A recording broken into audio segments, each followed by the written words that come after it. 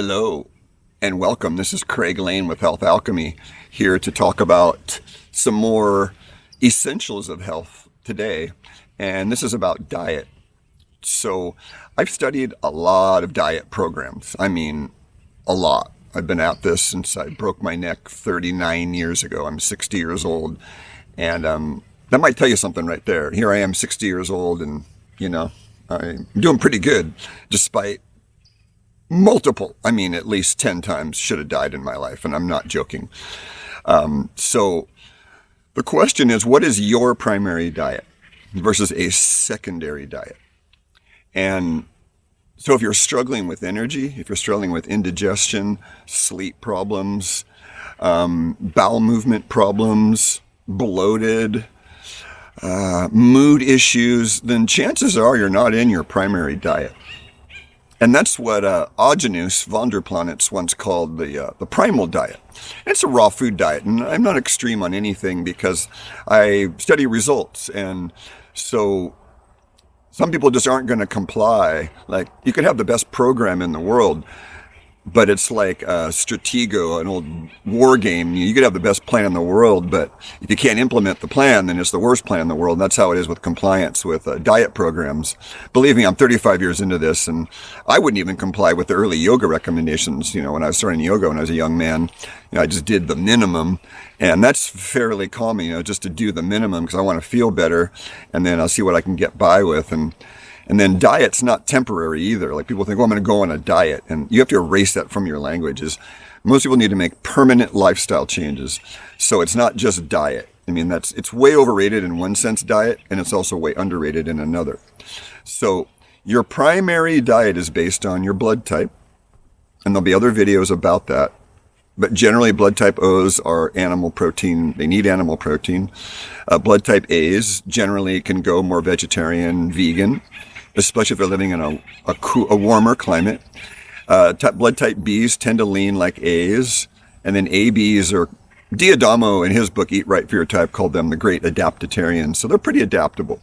But then the other two factors that come into play is, what's your ancestry? In other words, did you have cold weather ancestors at the poles? Or do you have warm weather ancestors at the equator? And then we look at those factors in my world. And then you take a test that was originally developed long, long ago. But I'll give William Donald Kelly credit for metabolic typing.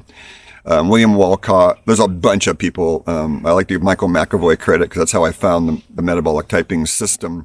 And there's a questionnaire, and the long form questionnaire I have, but the publisher isn't willing to make a program for it online. So you got to take this long, lengthy questionnaire. It takes an hour, and I haven't even taken it. That tells you about compliance. So, but I have a short metabolic typing form. It's actually on my website, healthalchemy.com. You can go to resources, and there's three intake forms, and one of those is the metabolic typing form. So you got your blood type, how your metabolic type leans, and your ancestry, and that's your primary diet. The thing about primary diet is you have to eat a certain amount of raw. And so when you're in hot weather, it's a lot easier to eat raw. And then it's in cold weather, you've got to eat two types of foods that have to be eaten raw: protein and fat.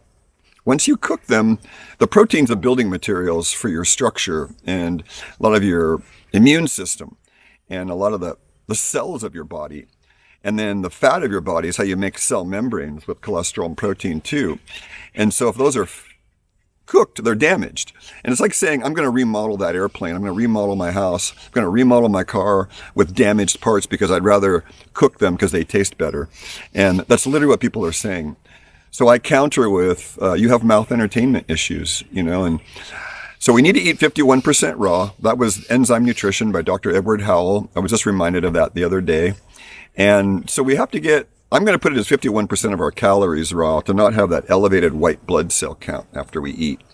And that's part of primary diet too, is eating according to the season, which is more cooling foods in the summer and more warming foods in the winter.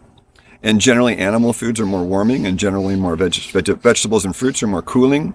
So what is your primary diet? And we'll have more on this in the future, but the bottom line is, look for an up-and-coming video. There's a bottom line thing you can tell if your diet's working or not. So look forward for that coming up. This is Craig Lane with Health Alchemy.